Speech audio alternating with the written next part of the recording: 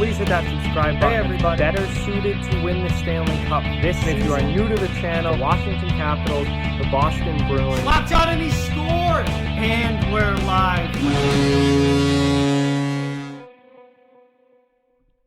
Hey everybody. So we have some signing news to talk about today. The New York Islanders have signed defenseman Ryan Pulock to a 2-year contract worth $5 million per season, avoiding arbitration and getting him locked up and staying on Long Island for at least the next couple of years.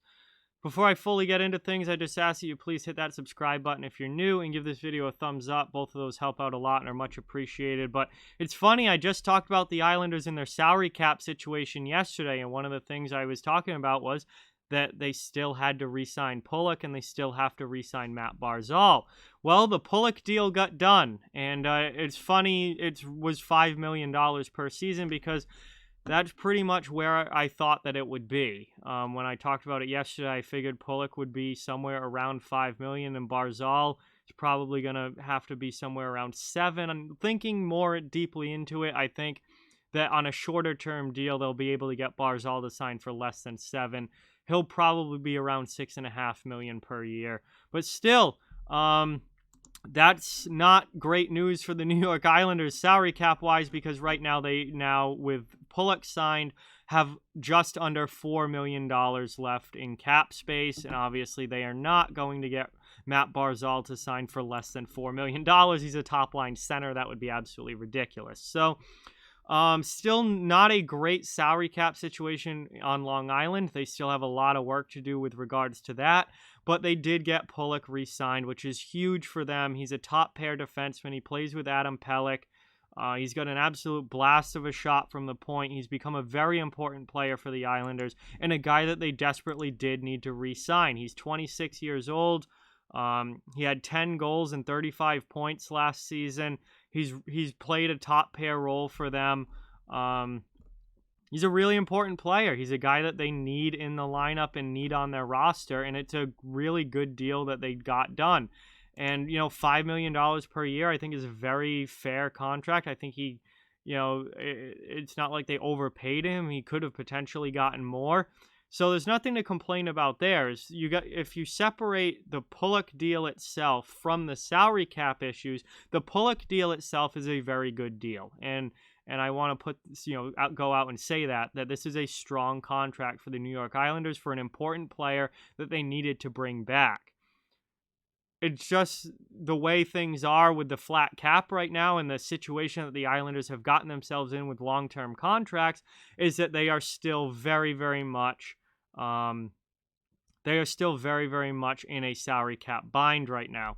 And something that came up in the comment section in the video that I did about the Islanders cap situation yesterday that I probably should have talked about in the video but didn't was long-term injured reserve, LTIR. And that is an opportunity for the Islanders to potentially get themselves under the cap for this year and still have enough money to re-sign Matt Barzal. And that would be if they were able to put a big contract like an Andrew Ladd or like a Johnny Boychuk on LTIR. Now, the problem right now is that neither of those guys are currently injured as far as I'm aware, or any sort of injury that would force them to miss next season. Andrew Ladd played a little bit. I know he played at least one playoff game last year, but Game 2 of the Eastern Conference Finals, but then he was scratched again for Game 3. The thing is, though, with Andrew Ladd is he was healthy scratched for Game 3. So, he's not... You can't just throw a guy in LTIR for no reason if he's not actually injured. I know Boychuk did get hurt during the playoffs last year and missed... ended up, not getting back really into the lineup, but... I don't think that that's an injury that would carry over into next season and cause him to miss next season. So LTIR could be a massively important tool for the Islanders to be able to get some money off the books and have enough money to re-sign Barzal and stay under the cap. But they need someone to actually be injured. And right now, unless there's some unknown injury that I'm not aware of, I don't think either of those guys are actually, injured to the point where they're in danger of missing the start of next season. Now, that doesn't mean something can't happen, and we know Andrew Ladd has had massive injury problems throughout his career, And you know, something could happen this offseason or at training camp where Ladd does get injured and he can start the year on LTIR.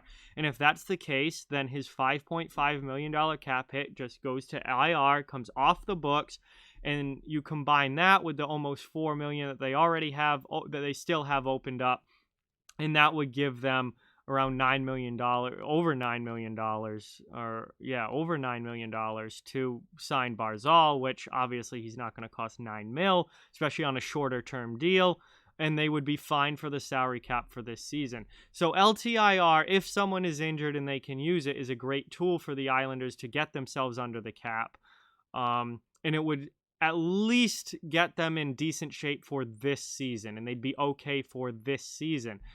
Again, looking ahead to next offseason, 2021, they're right back in the same situation where they are up against it cap-wise and in big trouble and have major RFAs that they need to re-sign. Anthony Beauvillier, Adam Pelech, and Ilya Sorokin are all RFAs in 2021. So, yeah, obviously that would, you know, they're going to be... They need to do something for the future for next offseason. But if they were able to put Ladd on LTIR or Boychuk or somebody with a big contract on LTIR, if they happen to get hurt, then they would at least be okay for this season, most likely, and still have enough money to sign Barzal. So it's still very, very tight. It's a very, very tight cap situation with the New York Islanders. They still have to get Barzal signed. He obviously is one of their most important players, their top-line center. But they did get Ryan Pulock, who is another really important RFA to get signed. He is locked up now. 2 years, $5 million per season. Solid deal. Cap situation isn't great, but they needed Pulock back. They got him back, and that's a good signing for the New York Islanders. So, with that, like, comment, share, subscribe, follow on social media. All those links are down in the description. If you'd like to further support the channel, links to our Patreon merchandise store and donation link are down in the description as well. Keep spreading the word about this channel. Let's keep this thing growing. Thank you very much for watching. Hope you enjoyed the video, and I'll talk to you guys soon.